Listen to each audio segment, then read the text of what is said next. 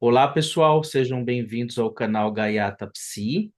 Hoje estamos aqui com o Gustavo Bezerra, que vai nos falar sobre os diálogos possíveis entre a psicanálise e a psiquiatria, tendo em vista que ele está nos dois campos, algo que muitos consideram raro hoje em dia, mas acontece muito também.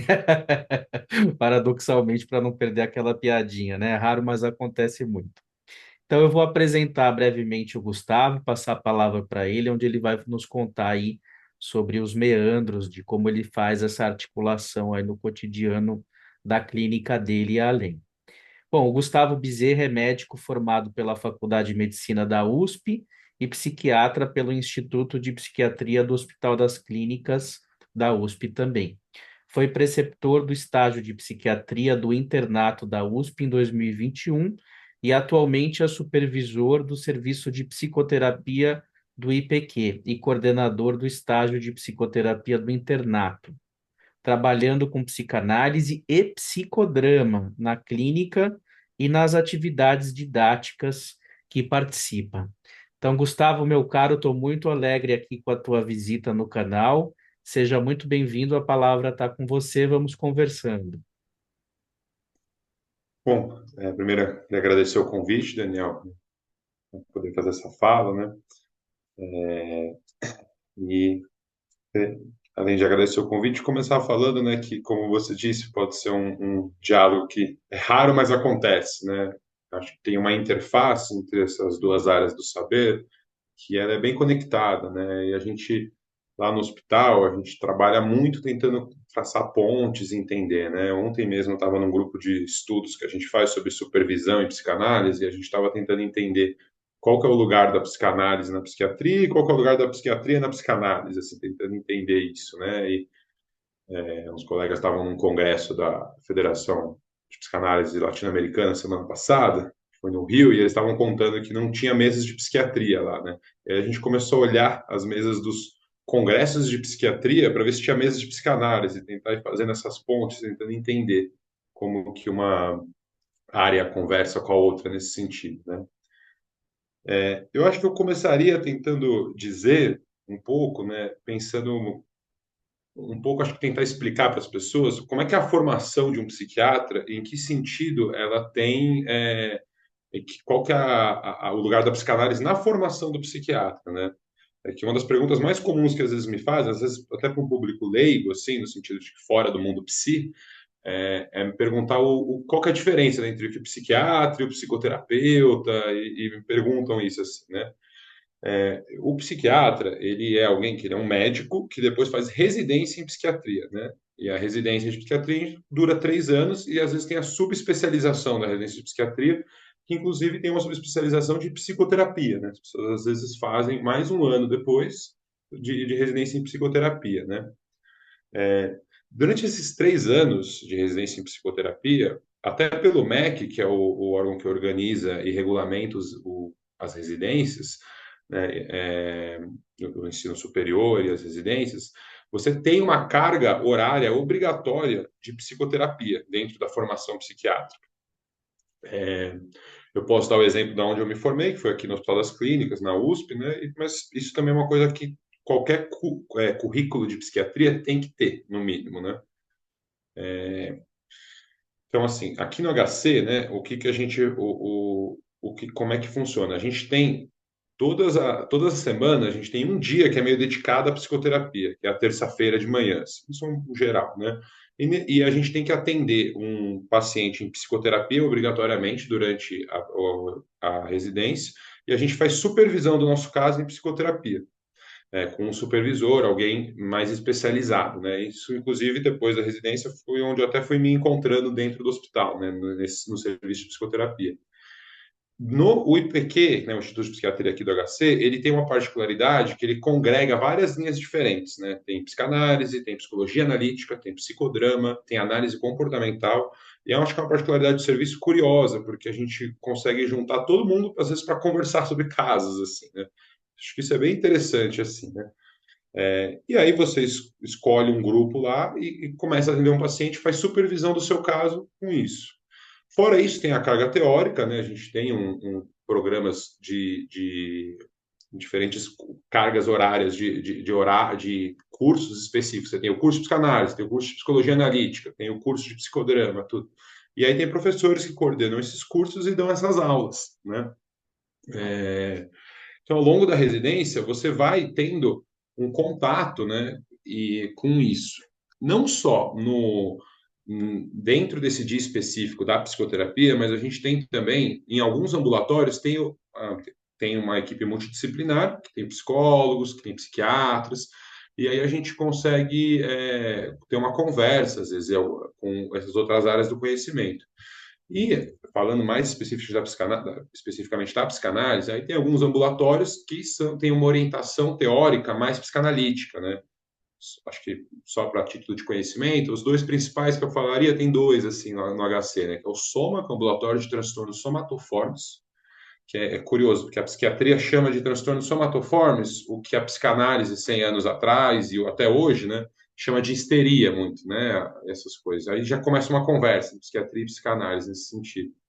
Que tem uma orientação bem psicanalítica esse ambulatório, né? São os pacientes, assim, parece voltar 120 anos no tempo, os pacientes de histeria do Freud, assim, que, não, que às vezes tinha alguma paralisia, alguma coisa assim, e esse ambulatório é específico para isso, assim, né? Transtornos somatoformes, né? Que é ter sintomas físicos que não são explicados por uma teoria orgânica, né? Nesse sentido. E tem o PROMUD também, que é um ambulatório de mulheres dependentes químicas, que também tem uma orientação teórica psicanalítica, né? Acho que esses são os dois principais. Eu inclusive fiz um estágio de um ano lá no Promude, logo quando Ah, eu acho que eu estava na faculdade ainda, tive a oportunidade. E queria comentar também que é um bálsamo já escutar essa tua introdução, porque a gente tem uma certa caricatura do psiquiatra feita pela psicanálise, né? Ou por uma certa psicanálise, não é o monolítico isso também, mas de que o psiquiatra necessariamente seria alguém que passa longe da psicanálise, que só dialoga com o cognitivo comportamental, né? E você está dizendo que não é bem assim, dependendo do centro de saúde, tem bastante diálogo até psicodrama, psicologia analítica, outros saberes, né? sim, sim. Eu entendo essa caricatura, viu, Daniel? Porque eu acho que ela não ela não é injustificada, tá? Porque eu tô te falando, eu tenho meus vieses para falar aqui, né? Eu sou um psiquiatra que está nesse campo também, né? Agora, você pode conversar com outro que vai falar psicanálise é pseudociência, sei lá, vai por esse lado, assim, né? Então, eu tenho meus vieses nesse sentido, mas, como eu disse, acho que está na formação do psiquiatra ter o contato com a psicoterapia. E aí tem gente que vai lá e conversa mais com a psicanálise e vai indo, né? O Instituto de Psiquiatria, ele tem esse contato, né, o daqui, mas eminentemente ele tem os seus viés um pouco mais neurobiológico, nesse sentido, um pouco mais organicista, assim, né? Mas eu entendo essa caricatura também, mas acho que a gente está aqui justamente para conseguir desmontando isso e tentando colocar um pouco as coisas em cada lugar, né, nesse sentido. Então, né, retomando um pouco, eu localizaria primeiro assim, né, como que é a formação do psiquiatra. Geralmente, o psiquiatra que vai trabalhar com psicoterapia, ele costuma não se satisfazer só com a formação que ele tem na residência, que ela é insuficiente de forma geral para quem quer trabalhar com psicoterapia, e ele vai fazer alguma coisa fora, né? É, o currículo do o psicólogo, né, que eu acho que são essas duas diferenças principais, ele tem a faculdade de psicologia, e eu também sinto que justamente quem às vezes vai trabalhar com psicanálise, uma coisa assim, vai procurar uma formação fora, seja uma coisa um pouco mais formal no sentido de um instituto, uma sociedade, uma coisa assim, ou mesmo grupos de estudo, juntar com pessoas para conseguir aprofundar no conhecimento, né? Então, o que eu observo muitos dos meus colegas, né, que querem trabalhar com essa área, a pessoa se forma psiquiatra, aí alguns fazem subespecialização em psicoterapia, eu, por exemplo, não fiz, eu fui ser preceptor, que é trabalhar com ensino lá, e depois vão entrando em grupos, institutos, tal, né? E aí eu vejo muitos colegas que estão lá no HC, especificamente, tem bastante gente da Sociedade de Psicanálise, tem alguns do SEDES também, do SEDES Sapiente, E tem outros que fazem muitos grupos de estudo, né? Como é que eu tento me aprofundar em psicanálise hoje em dia? Eu tenho grupos de estudo, né? Eu faço uns 2 por semana, eu estava fazendo 3, saí de um, e agora estou fazendo 2. E um estudo por fora, né? Tentar ler, estudar, tanto diversos autores e o que vai, né? Então, assim, acho que de um ponto de vista prático, mas formativo, eu diria que esse é um pouco o cenário, assim, né, da coisa, né? A gente na carga do psiquiatra tem toda essa formação, mas a gente realmente tem um raciocínio muito médico, né? Porque a gente tem uma formação médica. Então, a formação do médico às vezes, observar um paciente, né? E ali fazer uma listagem de sintomas, colocar isso em critérios, né? E aí daí tentar classificar isso, fazer uma nosologia ali, né? E tentar classificar o que o paciente tem, agrupar em grandes transtornos, né? Que são os nomes das doenças, né? Entre aspas, porque a gente não dá para chamar de doença, né? Exatamente, dos transtornos mentais, né? Isso cria toda uma certa problemática, né? Da coisa, assim, né? Porque aí a gente começa a entrar, acho que um pouco mais nos meandros dessa interface, né?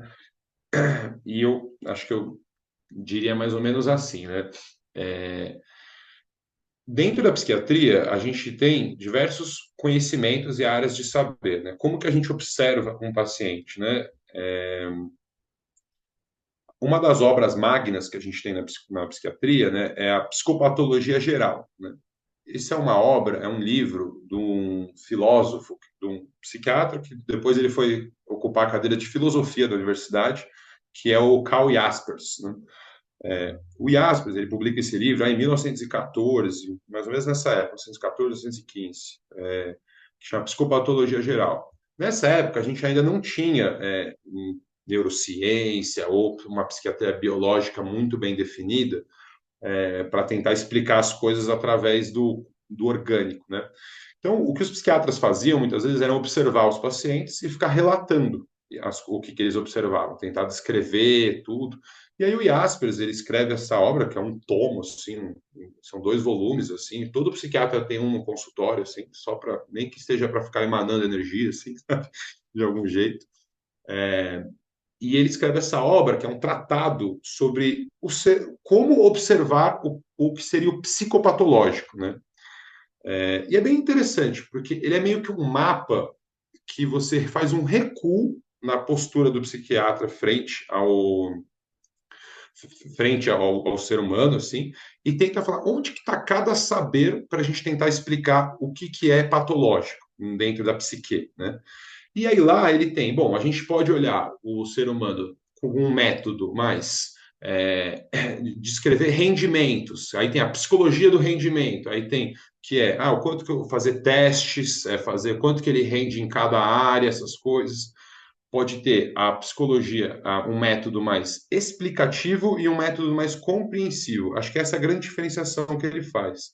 Quando a gente está no método explicativo, a gente tenta procurar, às vezes, muito mais, a gente tenta achar causas para as coisas, né? E o método compreensivo tenta achar motivos. Meio, parece parecidos, mas tem suas diferentes características. E dentro desses métodos, o Jaspers cita a psicanálise, ele coloca a psicanálise como um método compreensivo, que a gente tenta fazer uma compreensão do ser humano, de como que ele funciona e vai. É, o, Deixa eu só, um pouquinho de calor, deixa eu só ligar aqui o ar-condicionado. Aí, voltando um pouco. Então, a gente tem essa diferenciação do que é um método compreensivo e do método explicativo. E ele vai dizer o seguinte, que a psicanálise está dentro dos métodos compreensivos, que são coisas que a gente consegue compreender. Em última instância, são situações clínicas que a gente consegue empatizar com o paciente, no sentido assim, a gente consegue se colocar no lugar dele e entender. A grande diferenciação que ele faz, ele vai dizer que a psicose não é compreensiva. A gente consegue explicar um delírio ou alguma coisa assim, mas em última instância a gente não consegue ter a experiência do paciente na psicose. A gente tem uma diferença fundamental, e a psicose entraria num campo explicativo. E isso para a psicopatologia geral dele, né? Mas aí ele já cita a psicanálise aí e coloca ela como um dos possíveis métodos que a gente pode usar, com a interpretação e o que for. Eu diria que esse é um dos primeiros grandes momentos assim que você tem a psicanálise dentro da teoria psiquiátrica. Depois disso, né, eu acho que dá para a gente tentar pensar um pouco na própria origem da psicanálise, que ela tem uma coisa um pouco diferente da psiquiatria, né? O Freud ele não era um psiquiatra, o Freud era um neurologista. Ele é uma especialização diferente de psiquiatria, por mais que depois a prática dele foi do mundo psi, né, nesse sentido.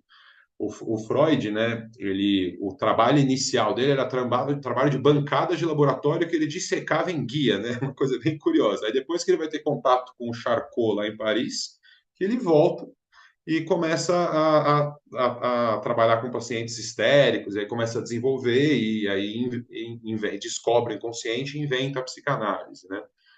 E aí, a partir daí, começa-se uma conversa cada vez maior, né? Aí vem as outras áreas que tem junto e tudo, né? Bom, eu pensaria assim, né? Com o passar das décadas, né? Eu falei da psicopatologia geral, depois que o passar das décadas, é muito curioso a gente observar a evolução, né, do próprio saber psiquiátrico, como que a psicanálise fez mais parte dele, como saiu e como ele volta agora. Eu tento entender a relação entre psiquiatria e psicanálise quase como um pêndulo. Assim, né? Umas horas ela está mais próxima, outras horas ela fica mais distante. É como se fosse isso. Se a gente vai pegar as primeiras décadas do século passado, eu acho, eu acho interessante pensar que era um momento de contato maior entre a psicanálise e a psiquiatria, né?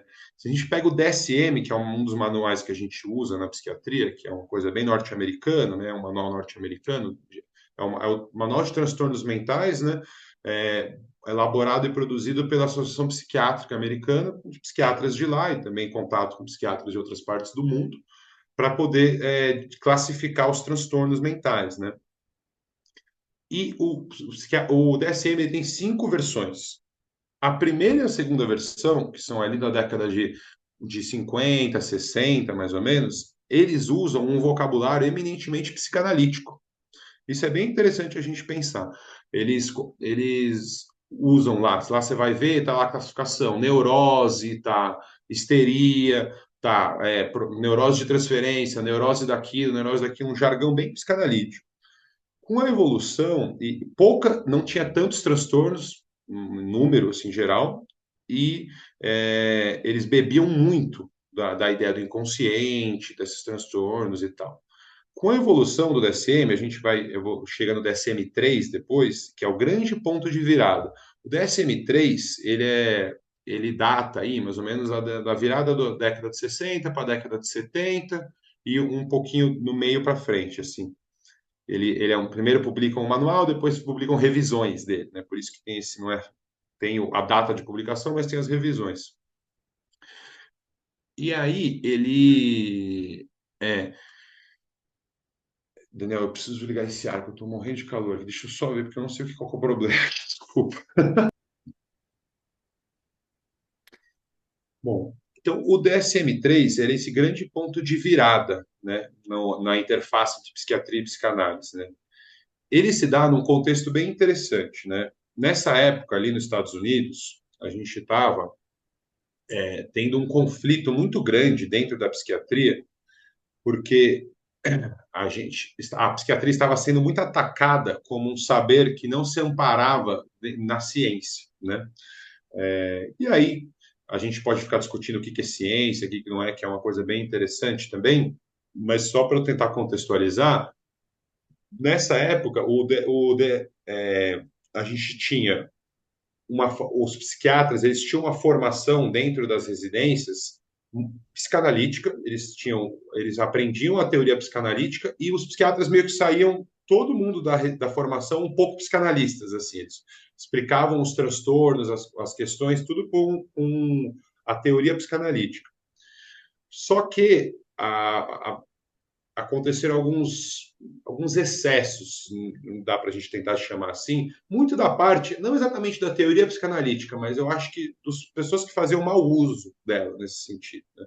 Tem alguns conceitos da época muito problemáticos, né? Falavam da mãe esquizofrenizante, por exemplo, né? Mães geladeiras, que por o jeito que tratavam os pacientes ali poderiam levar à psicose, à esquizofrenia, e também outros conceitos interessantes que caíram em desuso, né? E que interessantes do ponto de vista histórico, né? Que, por exemplo, né, nas formações psicanalíticas, né, muitas delas não aceitavam homossexuais, né? E tinha a história do homossexualismo, né? Como se fosse uma doença, uma questão patológica, né? E isso, às vezes, usavam a psicanálise para tentar explicar que a pessoa estava presa em alguma fase de regressão ali, de algum jeito, e não poderia, então, por exemplo, virar um analista ou fazer algum tipo de formação nesse sentido. E aí, isso é uma das coisas, e também começa a aparecer mais forte o movimento da antipsiquiatria, também nos Estados Unidos, né? E um dos ataques da antipsiquiatria era muito pelo viés de falar que não era amparado em ciência.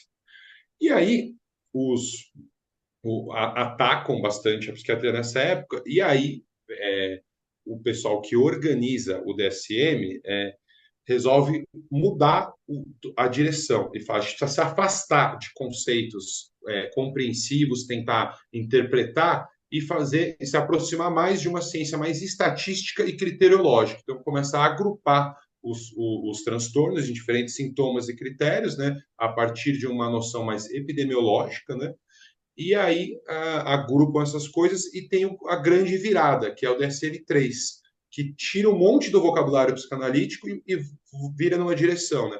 O DSM, a partir daí, a gente já tem o 4, 5 depois, ele se propõe cada vez mais ateórico, né? Meio curioso isso, né, dizer isso, mas ele tenta não fazer, você pega o manual do DSM, ele não tem lá os critérios, ele não tem lá, você vê lá, transtorno depressivo. Você vê os critérios lá, tristeza por mais de 2 semanas, você vê falta de prazer, que é a anedonia, né, por tanto tempo, e aí você junta os critérios e aí fala, a pessoa tem isso, né? Acho que quem pega o DSM consegue ficar se encontrando, assim, em vários, assim, desses critérios, né?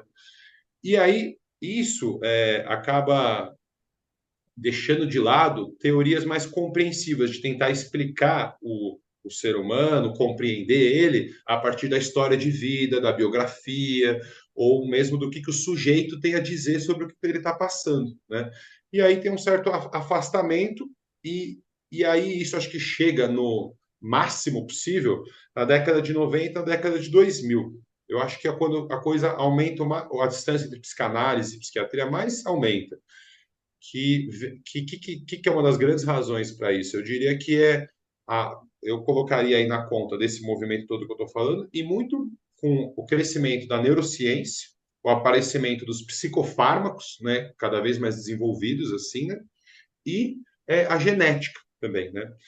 O que acontece? A década de 90 é chamada a década do cérebro, né, eles falam, né, que a gente vem a neurociência, começa exame de imagem, né, tomografia, ressonância magnética, e aí você começa a achar as vias neurais pelas quais as coisas funcionam. Além disso, os antidepressivos vão aparecendo cada vez mais, os antidepressivos com poucos efeitos colaterais. Né? O primeiro antidepressivo descoberto na década de 50, que é a imipramina. Depois, só que eram antidepressivos que tinham muitos efeitos colaterais. E aí vai aparecer os que a gente mais usa atualmente na prática psiquiátrica, que lá na década de 80 só. E aí vem o Prozac, que é o primeiro que ganha lá em larga escala.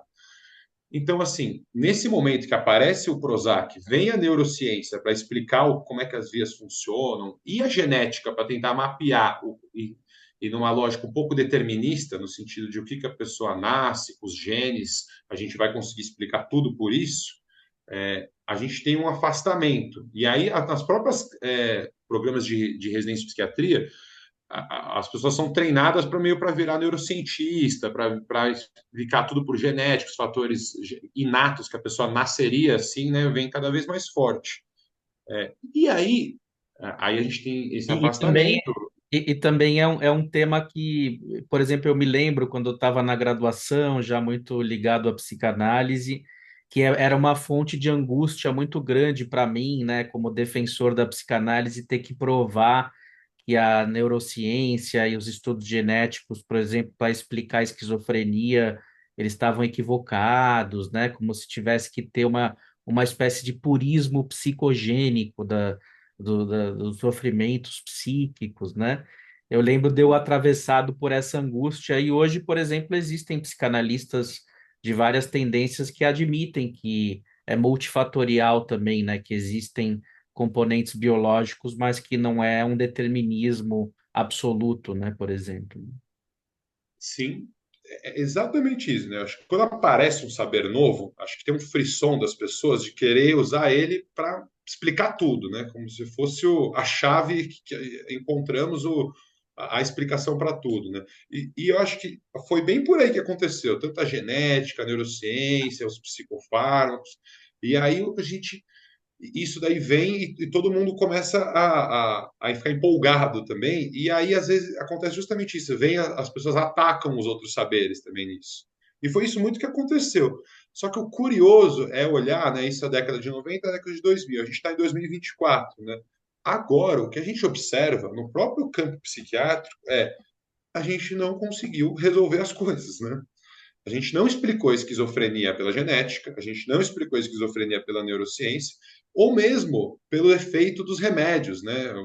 Os antipsicóticos também não curaram a esquizofrenia, né?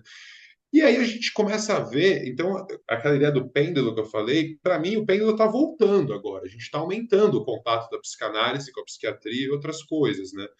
Tanto que eu vejo, né? O IPQ tem um congresso que é bianual, né? A cada dois anos ele tem, né?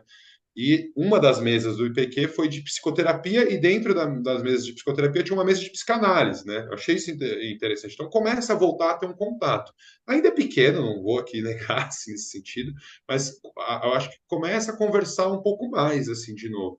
E muito porque a gente percebeu que não dá para reduzir a psique humana, né, a um campo só, né? É muito o que você falou, a gente vê na psiquiatria, a gente tem a ideia de fazer uma formulação biopsicossocial, que é o biológico, o psicológico e o social. Ou seja, o biológico seriam os fatores, sei lá, genéticos que a pessoa nasceria com, o que é determinado pelo biológico.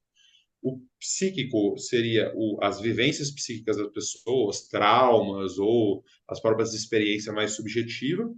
E o social, que é o ambiente, né? Qual que é o corte do meio que a pessoa tá, né? Ela tá aqui no Brasil, ela é classe média, classe alta, classe baixa, o que for, e como é que isso influencia na experiência subjetiva dela, no que ela vai ter, né?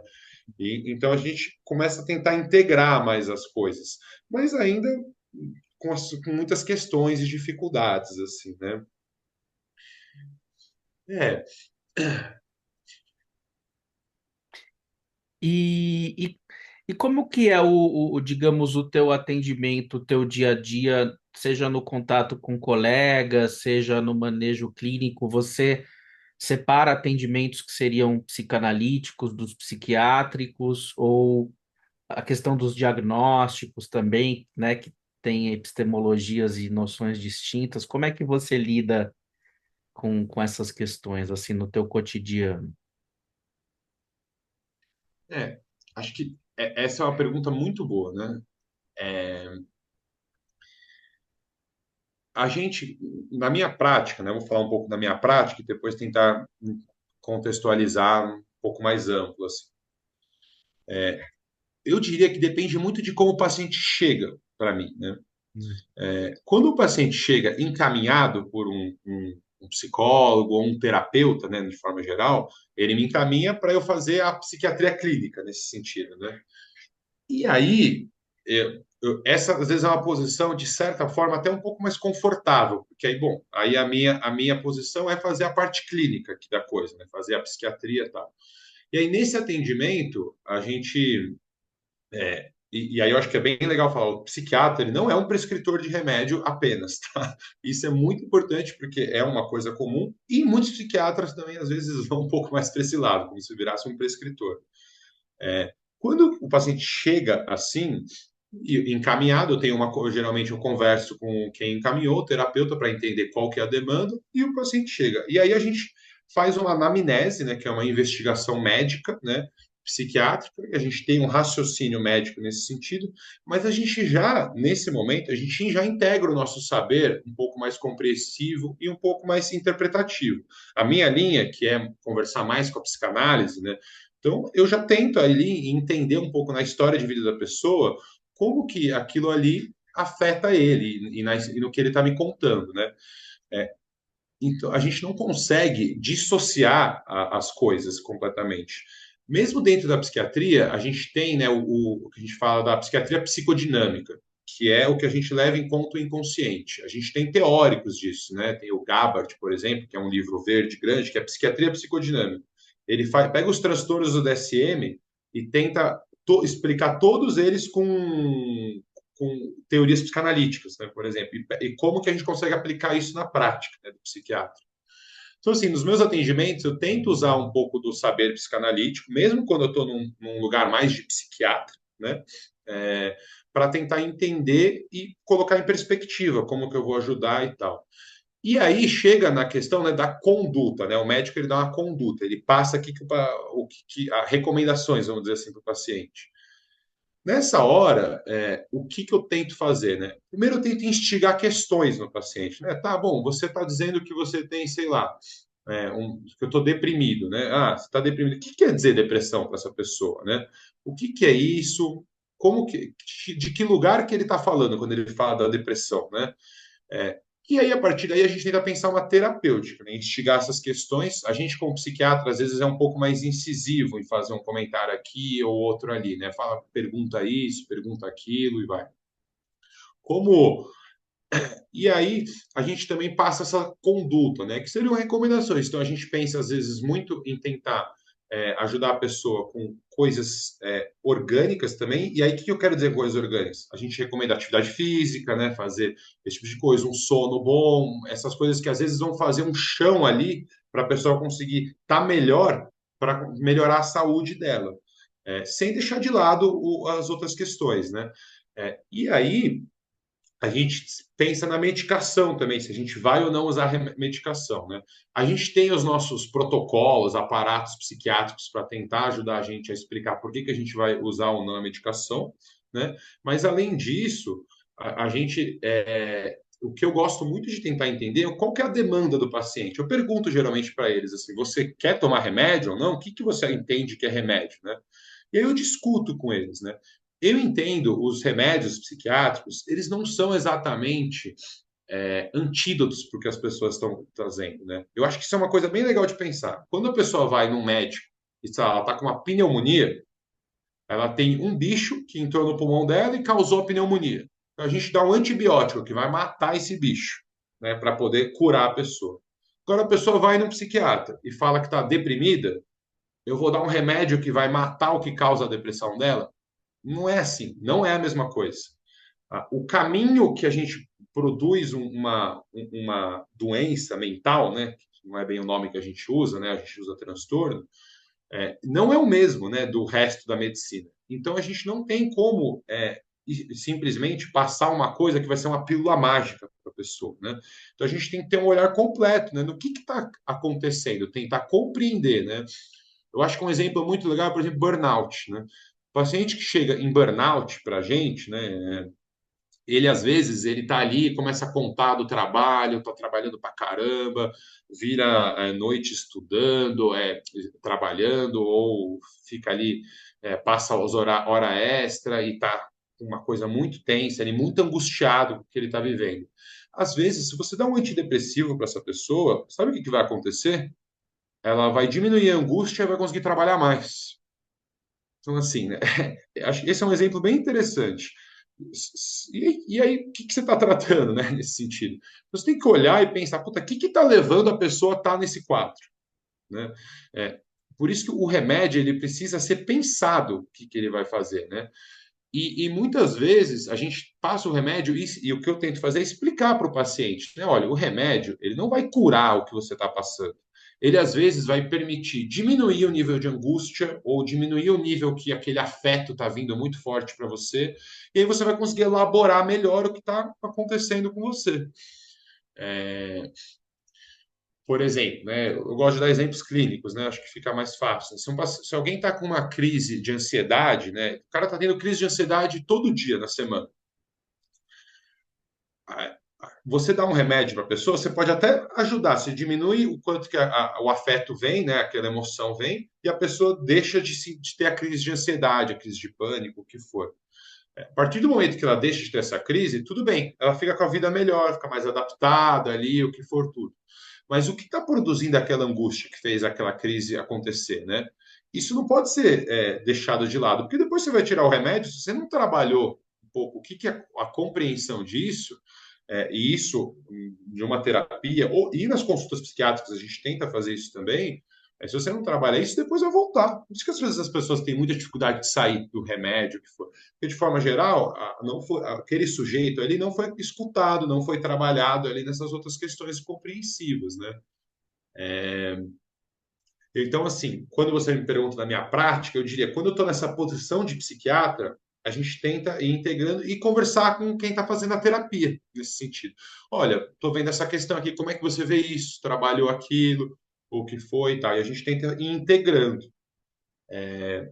Isso por esse lado. Agora, o que é mais difícil é quando o paciente chega, marca um atendimento com você e ele não sabe muito bem, né? Ele pode marcar um atendimento com um psiquiatra para fazer uma avaliação, mas ele não tem exatamente, ele não tem muito bem localizado qual que é a demanda dele nesse sentido. E aí, quando alguém marca, por exemplo, um horário comigo, eu falo, olha, eu quero um atendimento um tratamento psiquiátrico. E às vezes eu escuto o paciente e aí eu falo, cara, isso daqui não é remédio, isso aqui não tem nada a ver, isso aqui está com uma demanda que tem a ver com fazer uma terapia, né? Seja o campo que for, né? Eu uso mais a psicanálise, né? Mas esse paciente aqui ele está com uma demanda de terapia e não de um tratamento psiquiátrico. E aí a gente encaminha isso, né? Aí às vezes tem esse trabalho de transformar o que seria uma avaliação psiquiátrica num caminho para uma psicoterapia, né? Que é interessante, assim, tem pacientes que aconteceram isso. E aí tem às vezes o campo que é mais polêmico e acho que misturado, que você faz um pouco dos dois, assim, nesse sentido. É, que às vezes você começa um atendimento ali, aí você medica o paciente para diminuir a angústia, mas você vai trabalhando ali em alguns aspectos mais psicoterapêuticos, assim, e isso vai se convertendo numa coisa mais psicoterapêutica. E aí, às vezes, acontece até, eu tenho alguns pacientes que eu comecei sendo psiquiatra, virei terapeuta e encaminhei para um psiquiatra depois. Então, assim, acontece isso também, né? E a gente vai assim, não tem uma coisa muito assim, preto no branco, tipo certo e errado absoluto. A gente tem que pensar cada caso. Atendimentos assim, né, eles são a clínica do sujeito, né, do singular, né? A gente tenta individualizar o que está acontecendo, né, ali. Então a gente pode fazer meio que quase de tudo, mas não qualquer coisa, né? Então a gente tem que sempre pensar o que a gente está fazendo, né? Esse paciente aqui, eu acho que eu estou viajando aqui, estou dando remédio, fazendo terapia ao mesmo tempo, acho que estou entrando, tentando fazer coisas demais. Ele precisa passar com outra pessoa para me ajudar nesse atendimento. Ou esse daqui ainda não é a hora de fazer isso. Se eu encaminhar ele para alguém, ele não vai aguentar, não vai querer ir, o que for, tudo. Então a gente vai tentando integrar. Mas tem essa zona cinzenta mesmo, que é o que a gente, às vezes a gente mistura as duas coisas e a gente se questiona, tá? A gente fica assim, caramba, eu tô dando remédio, será que era para dar remédio ou não era? Ou será que esse paciente aqui eu tenho que dar o remédio para ele, ele não tá querendo não tá querendo tomar remédio, assim, sabe?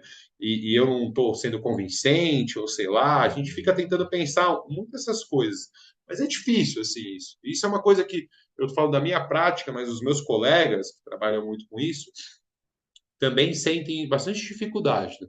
Lógico que, de novo, né, eu sou um psiquiatra que está bastante no campo da psicoterapia. Tem psiquiatra e da psicanálise, né? Tem psiquiatras que eles são um atendimento clínico, né? O cara vai lá, ele faz um atendimento muito mais clínico, ele pode até conversar com pode, eu acho que ele deve, né? Sempre conversar. O ideal é sempre fazer o trabalho integrativo, né? Conversar com o terapeuta da pessoa, com o psicanalista ou até outras abordagens. É, mas tem gente que às vezes vai transformando o consultório dele, a prática, em uma coisa mais mesmo clínica, né? E aí ele vai usar a estrutura de atendimento, o pensamento muito mais psiquiátrico, assim, né, nesse sentido.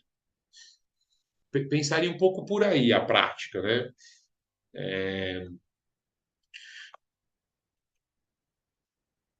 Sim, Mas, é, pode que- falar. desculpa te interromper, né? Quer dizer, você, pelo que eu estou entendendo, você é um crítico, de alguma maneira, desse divórcio entre psiquiatria e psicanálise, que foi acontecendo paulatinamente aí dos anos 80, 90 em diante, com o advento das neurociências, da farmacologia, foi havendo um divórcio maior. Então, você, de alguma forma, está fazendo um resgate desse olhar mais para o sujeito, né, para a subjetividade, né, como, de uma maneira pensando aí o acolhimento, ou instrumentos que a psicanálise proporciona para a escuta. E eu entendo, então, que a tua posição primária é uma posição psicanalítica, sendo a posição psiquiátrica no sentido farmacológico, porque psiquiatria também é amplo, e aí entra, obviamente, o humanismo e outros tipos de manejo, não é só receitar remédio, né? E aí você utiliza isso como uma ferramenta de trabalho no caso a caso, né? Mas você tem uma perspectiva psicanalítica barra humanista que te dá uma perspectiva de entendimento e acolhimento das situações, né? Como pivô, né? Como ponto central. Perfeito, né? É bem isso mesmo, né? Sou um crítico desse divórcio, assim, né? Eu acho que a psiquiatria, ela tem muito que se beneficiar da noção da psicanálise, assim. Eu acho que isso é um ponto que eu defendo na minha posição ética e clínica também, de como que eu atendo, assim, né? Como que a gente vai cuidar de pessoas, né, que estão em algum tipo de sofrimento psíquico sem escutar o sujeito, né? Nesse sentido, né? Acho se a gente tentar transformar as pessoas em listagens de critérios e sintomas, né, a gente vai estar fazendo uma coisa, uma prática ruim, assim, eu acho, né? Não tem como a gente excluir o sujeito da equação, né, de uma coisa, né? E assim, né, a gente não tem como, eu não gosto muito da psiquiatria reducionista, de tentar dizer assim que o sujeito é uma sequência de neurovias e processos químicos orgânicos que levam aquilo, né? Muito mais complexo que isso, né? E, e quando a gente está no campo da clínica atendendo, né, a gente vê que psiquiatras que escutam os pacientes, eles têm mais efeito no tratamento deles, né? Eu vou te dar um exemplo, né? Tem um estudo interessantíssimo que saiu alguns anos atrás sobre o efeito das medicações nos pacientes, né? E esse estudo ele verificou o seguinte, que o, o remédio ele faz um efeito diferente dependendo do psiquiatra que passa. Hum.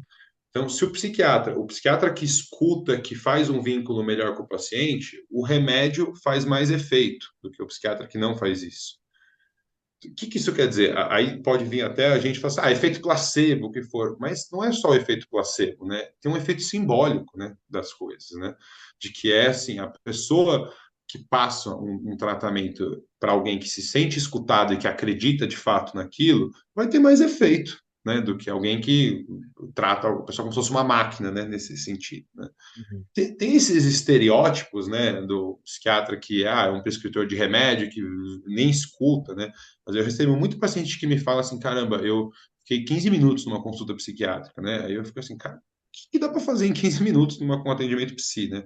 É lógico que se a gente vai para os campos da saúde pública, atendimentos em CAPS, né, os centros de atenção psicossocial, o que for, às vezes tem que ter atendimentos rápidos pela demanda, né? É muito difícil. Mas mesmo nesses atendimentos às vezes mais rápidos, a gente não pode tirar o sujeito da jogada, a gente não pode deixar de escutar o que está acontecendo ali, né? É, então, sim, né? Acho que esse estudo que eu citei, ele é um exemplo, assim, não tem como lutar contra isso. Como que um remédio faz mais efeito dependendo da pessoa que passa? Então, não é só o remédio que está sendo terapêutico nesse sentido, né? E como que é o teu diálogo assim com colegas não psicanalíticos? Você, imagino que deva ter alguma estratégia, algum jeito de falar com eles, porque muitas vezes essa sensibilidade de trato e escuta com o sujeito, ela é uma habilidade humana, né? Que pode ser potencializada através de uma análise pessoal, de uma formação psicanalítica. Mas vamos supor, você pode ter um diálogo com um psiquiatra mais clínico no sentido que você colocou, né? Como fazendo uma anamnese ou tentando encontrar alguns critérios, né, para medicar, né? Imagino que a psicanálise possa ser transmitida sem que ela seja diretamente citada, né? Que é o efeito chibolete, né? Ou seja, o que é o efeito chibolete que o Freud dizia? É a palavra que denuncia a origem de um falante. Então, por exemplo, eu quero falar sobre amor num lugar em que as pessoas só estão querendo odiar, né? Então, tem formas de eu dizer isso, né? Eu vou falar de Freud num ambiente cognitivista. Não, se eu pegar e citar Freud, vão me cancelar. Então, você pode usar coisas que o Freud falou, sem citá-lo e fazer uma travessia em relação a isso. Então, eu queria ver um pouco como é que é o teu trajeto, assim, com os teus colegas e depois também perguntar como que você iniciou esse diálogo entre psicanálise e psiquiatria, o que que veio primeiro, né, na tua vida? Legal. É, essa é uma. Quando eu vou entrar em contato com algum outro profissional da área, né, que eu não conheço, assim, né, ou que eu sei que já vem de uma outra base, né, usa uma outra epistemologia, uma outra arcabouço teórico, assim, né, tem esse momento de tensão até, né, porque às vezes você solta ali uma histeria, uma neurose ali, alguma coisa assim, e aí você tem que ver como é que a pessoa reage, né. Aí às vezes a pessoa às vezes tem um viés mais behaviorista, de comportamento, o que for, né. Como psiquiatra, eu acho que a gente tem um certo entrada nos diferentes campos, porque a gente tem um pouco de aprende isso durante a residência, então a gente consegue às vezes conversar um pouquinho no campo da pessoa, né, nesse sentido. Mas tem uma coisa aí, né? É, eu gosto de pensar, por mais que eu tenha a minha orientação mais psicanalítica, né? Eu gosto de pensar, né, que as teorias que a gente usa para explicar a mente, elas são construtos, né, que a gente faz, né? A gente faz um construto de como que o aparelho psíquico funciona, e aí ela faz uma teoria e a gente monta uma clínica, um método terapêutico para ver como que a gente trata isso e ajuda isso de algum jeito, né? Então, assim, às vezes a gente vai falar com outras pessoas, né, de outras áreas, e a gente tenta achar pontos em comum, né, tentar onde que um encosta no outro e assim vai, né. E o que eu percebo muito, né, eu acho que quando a gente tem uma postura um pouco humilde no sentido de, não, vamos escutar o que a pessoa tem a dizer, mesmo que vem de outro campo, e também não ser e tentar ter uma lógica muito assim de convencimento, né, de isso aqui é melhor que aquilo, o que for, a gente consegue se escutar e se conversar, né? Mas é lógico, né, que a gente às vezes vai percebendo, né, dentro de cada campo que são diferentes, né? Qual que é a lógica de que é um sintoma para um psicanalista e que é um sintoma para um cognitivista comportamental. Às vezes é diferente como que ele vai entender cada um, né? E quando a gente está dentro da psiquiatria, né, a gente vai observando, né, que às vezes esses diferentes olhares, né, de um lado ou de outro, eles vão produzir tratamentos e escutas muito diferentes, né, diferente como vai, né. Por exemplo, né, aqui, vou dar um exemplo clínico bem comum assim, né. A gente tem pacientes que fazem bariátrica, cirurgia bariátrica para perder peso, né. é muito comum eles trocarem a compulsão deles. A pessoa estava lá, comia pra caramba, tinha um comportamento compulsivo de ingestão alimentar, né? E aí tinha uma obesidade, opera e troca a compulsão. Geralmente, às vezes troca por exemplo, começa a beber muito, algum tipo de uso de outra substância, o que vai. E aí eu fico pensando, bom, o que é esse sintoma, né? Você tem um sintoma compulsivo que trocou de lugar, né? Foi para outro lado, né? Às vezes pode até ser que o sintoma seja mais adaptativo, né? A pessoa perde peso, aí ela troca aquilo ali por, sei lá, fazer atividade física compulsivamente. Às vezes pode ser mais adaptativo para a sociedade isso, né? Mas a gente tem que tentar entender o que é esse sintoma. E aí, acho que aí varia um pouco do campo de saber, né? Mas mesmo outras áreas também levam em consideração que é o sintoma para ela, o que for. Então a gente tenta conversar. Eu acho que se tivesse que sintetizar, eu diria que tentar ter uma postura humilde, assim, de não querer ser, convencer as pessoas a entrar na sua, escutar e tentar entender, assim, né? Eu acho que isso tem um pouco a ver da minha formação também. No IPQ a gente congrega diferentes linhas de psicoterapia no mesmo lugar, né? Então a gente tenta ter um conhecimento de tudo. Então a gente tenta entender assim. É lógico que, né, a gente tem as nossas preferências, né? Mas a gente tenta ter essa conversa. Agora, quanto à minha trajetória pessoal, né, como é que eu fui parar na psiquiatria, né? A minha história, né, quando eu entrei na residência, eu pensava, eu quero virar psicanalista, eu pensava isso, né? Por quê? Porque eu terminei minha faculdade, né? Eu terminei a faculdade, fiz os 6 anos de medicina, e aí eu fui procurar análise. Eu tinha umas questões comigo ali que eu queria, né? E fui procurar análise, fui fazer terapia, né? Fui procurar análise, comecei a fazer análise, fiz análise com o meu primeiro analista por uns 2, 3 anos, aí, né? Mais ou menos. Hoje eu estou com outra analista, que faço 2 vezes por semana, né? É, e aí, a partir da minha própria experiência, eu acho que isso é muito comum, né? A gente, quem vai trabalhar com isso, às vezes, muitas vezes começa com a experiência própria, né? Então, eu comecei com essa experiência minha mesmo, pessoal, viu como aquilo ali mudou um pouco, mudou minha vida, assim, em muitos aspectos, quem eu era, tal. E aí eu falei, pô, isso aqui, eu acho que aqui tá uma coisa assim que muda as pessoas, né? Que transforma, que tem um potencial transformador assim de conhecimento, de autoconhecimento e tentar entender como é que você age de um jeito, né? E aí eu depois com esse trabalho individual eu entrei na psiquiatria, né? E aí dentro da psiquiatria eu fui me aproximando mais da psicanálise, e aí depois com o psicodrama também, que eu nem falei hoje, mas também é uma outra área que eu atuo, assim, né? E aí, a partir dessa experiência pessoal, eu fui procurar uma experiência fora, né, nesse sentido, né, que veio através da residência e de outros lugares que eu fui estudando e me aproximando, assim, né. Mas eu acho que, pessoalmente, veio muito da minha própria análise, assim, que eu fui trabalhando, né. É, é, e É tem, porque tem, é curioso porque, por exemplo, hoje em dia é muito difícil você escutar alguém, eu vou fazer medicina, eu vou ser psiquiatra para ser psicanalista, né? Porque hoje em dia existe uma oferta aí de formação em psicanálise, uma coisa que nem é regulamentada por lei, inclusive, né? E o cara justamente pegar um caminho extremamente árduo, né, acadêmico de medicina para ser psicanalista é, é algo raro, né, hoje em dia, que é diferente, por exemplo, há 50, 60 anos atrás, o meu avô, ele era psicanalista, fez psiquiatria também pela USP.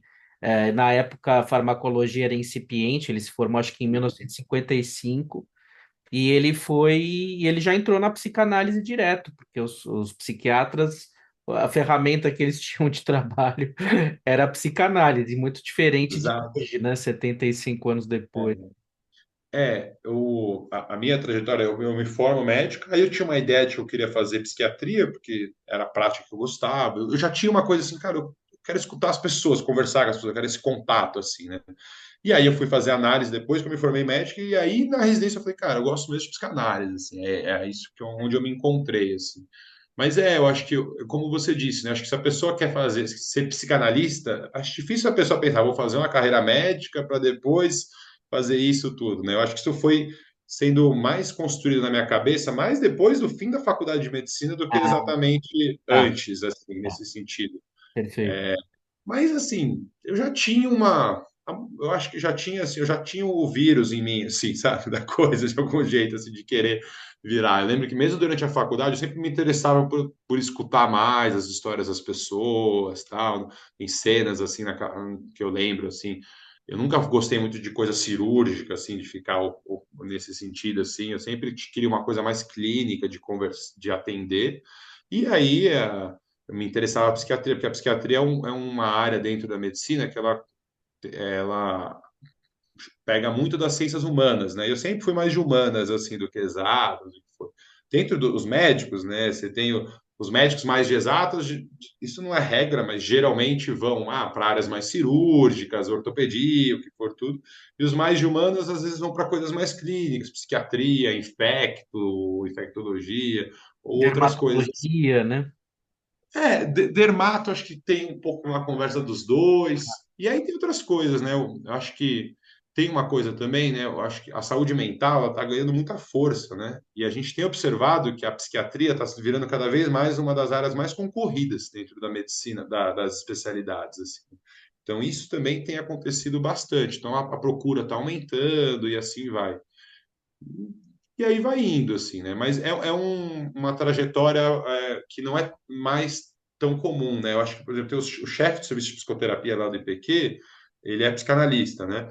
E ele entrou na psiquiatria para virar psicanalista. Ele era a trajetória é muito parecida com a do seu avô, assim. Ele disse, eu quero vou fazer medicina, vou fazer psiquiatria para virar psicanalista. Esse era o caminho que ele encontrava, né? Uhum. Então é uma coisa que acho que mudou mesmo, né? Igual você disse, acho que hoje com a profusão de cursos, podcasts e não sei o que lá, tudo as pessoas às vezes vão chegando na psicanálise por não esse caminho mais clássico, acho, né?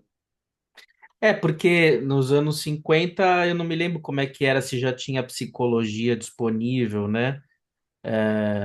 Mas, enfim, acho que em termos de carreira, era muito forte, né? Você ser médico, né? Assim como hoje. Então, os primeiros analistas da Sociedade de Psicanálise, né? Que foi a primeira instituição aqui de São Paulo, eles eram quase todos psiquiatras, né? De formação, né? Sim, sim, exatamente, né? Eram todos assim, quase todos, né? Era um lugar muito mais que vinha da medicina, né? Acho que E as acompanha um pouco até a conversa que a gente foi falando, né? De afastar a psiquiatria da psicanálise, né? A medicina da psicanálise, né? E agora a gente vê um pouco onde que isso vai parar, né? Sim, e que teve reflexos, inclusive, na própria formação em psicanálise nessas sociedades atreladas à IPA, que elas tinham um rigor médico na formação e que, por um lado, é bom que tenha esse rigor como médico, mas na psicanálise, dependendo de como isso for instituído, né, acaba também tirando liberdade, criatividade, né, uma coisa muito criteriosa no sentido de diagnosticar, dizer quem pode ou não pode ser analista, do tipo assim, o médico falar você está apto ou não a fazer exercícios. Na Sim, época, o psiquiatra, o seu analista dizia se você estava apto ou não a se tornar um analista, então isso também teve ecos e não é à toa que hoje existem muitas instituições de psicanálise que vêm de uma crítica, de uma falência, de um cansaço desse paradigma médico na psicanálise, né? Mas não é por isso que as coisas precisam ficar divorciadas também, né? exatamente. Acho que você foi cirúrgico agora, né? Acho que é bem por aí mesmo, né?